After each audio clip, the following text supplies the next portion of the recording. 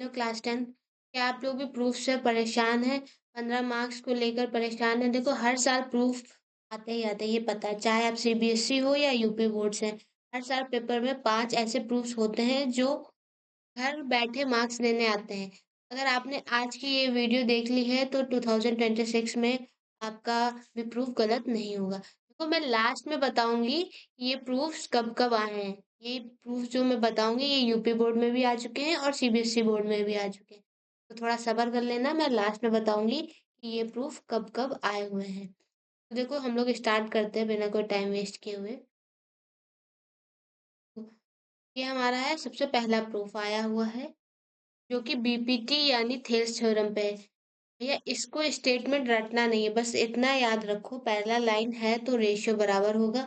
Solve करते वक्त एक चीज ध्यान रखना, कंस्ट्रक्शन में डॉटेड लाइन जरूर बनाना। अगर आपने ईएन और डीएम परपेंडिकुलर ही नहीं बनाई है तो एग्जामिनर सीधा 1 मार्क्स काट लेगा।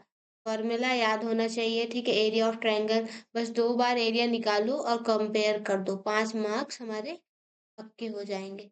जैसे कि मैं इसका देखो प्रूफ, मैं यहाँ पे मैंने अभी आपको समझाया, आपको लिखना कैसे मैं ये भी बता रही हूँ, आप स्क्रीनशॉट ले लेना, इसीलिए मैं पेन नहीं चला रही हूँ। देखो, आपको ऐसे लिख के आना है पेपर में। आप इसका स्क्रीनशॉट ले लो, फिर आगे बढ़ते हैं।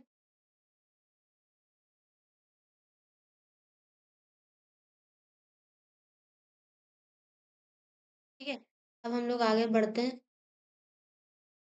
देखो, ये दूसरा हमारा प्रूफ है जो कि देखो, यूपी सीबीएसई दोनों में आया है, मैं लास्ट में बता दूंगी किस किस ईयर्स में ये रिपीट हुए दोनों में। देखो, अब आते हैं हम लोग नंबर सिस्टम पे, ठीक है? क्योंकि इरेशनैलिटी हमको प्रूव करनी है इसमें, किसकी? √5 की। तो देखो, √3 या √2 या √5, एक तो आएगा ही इसमें से, ठीक है? तो इसको ध्यान से करना है। तो देखो, अब मैं इसको सॉल्यूशन दिखाती हूँ। आपको लिख के ऐसे भी आना है। देखो, मैंने स्टेप 1 लिखा है, स्टेप 2, जैसे मैं लिख रही हूँ ना, इसका स्क्रीनशॉट लेते रहना है आपको, ऐसे ही लिखना है। अब आते हैं आगे।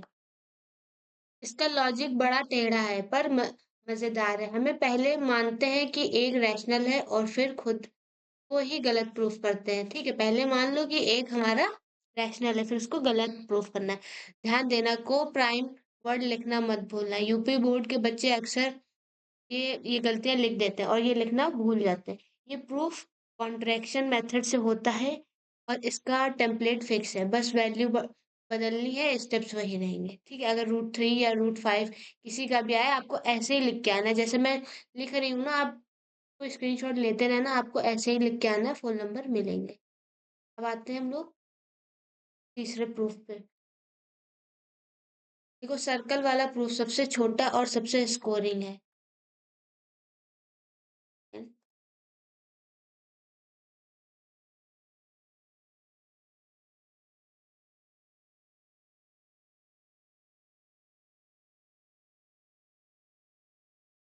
देखो, ये क्वेश्चन आएगा आपको, क्वेश्चन में जो दिया है, आप क्वेश्चन जरूर लिख लेना। क्यों? क्योंकि उससे क्या होता है, आपकी कॉपी भी थोड़ी सी बड़ी हो जाती है और आपका पेपर भी थोड़ा लंबा बन जाता है, तो टीचर को लगता है कि हाँ, बच्चे को आता है। तो आपको सबसे पहले क्वेश्चन लिखना है, ब्लैक पेन से क्वेश्चन लिखेंगे, फिर आंसर, फिर गिवन में भी जो क्वेश्चन में जो चीजें लिखी हुई है वो गिवन में भी आपको लिख देनी है, कि उससे भी थोड़ा इम्प्रेशन पड़ता है। देखो, सिर्फ 3 लाइन का प्रूफ है, बस 2 ट्रायंगल को कॉन्ग्रुएंट्स प्रूफ करना है RHS रूल से, ठीक है? डायग्राम हमेशा कंपास से साफ बनाना है, ज्योमेट्री में प्रेजेंटेशन के एक्स्ट्रा मार्क्स मिलते हैं, तो इसको हमेशा याद रखना है कि ऐसे आपको लिख के आना है। जैसे मैं बता रही हूँ, डिट्टो ऐसे ही लिख के आना है, आपका टाइम वेस्ट नहीं करूंगी, कि पढ़ तो आप लोग चुके ही होंगे ऑलरेडी। तो बस आपको लिख के आना, अगर नहीं किसी को आता है, जिसने नहीं पढ़ा है, वो सिर्फ रट लो, कोई दिक्कत नहीं है, प्रूफ आने आने हैं तो आप रट लो। अब आते हैं दूसरे।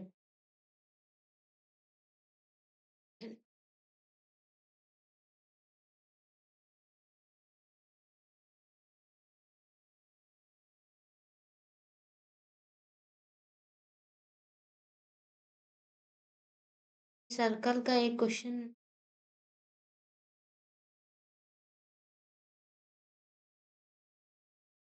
सर्कल का एक नहीं है शायद इसमें। चलो कोई ना, एक आता है हमारा ये आइडेंटिटीज़ को प्रूव करने वाला, तो ये पाइथागोरस थ्योरम से प्रूव हो जाता है। बहुत ईज़ी है, आपको ऐसे ही लिख के आना है। देखो अगर आपको ये सब नहीं आता है तो आप रट लो, कोई दिक्कत वाली बात नहीं है। और अगर आता है तो आपको ऐसे ही लिख के आना है जैसे मैंने ये वीडियो बनाया है।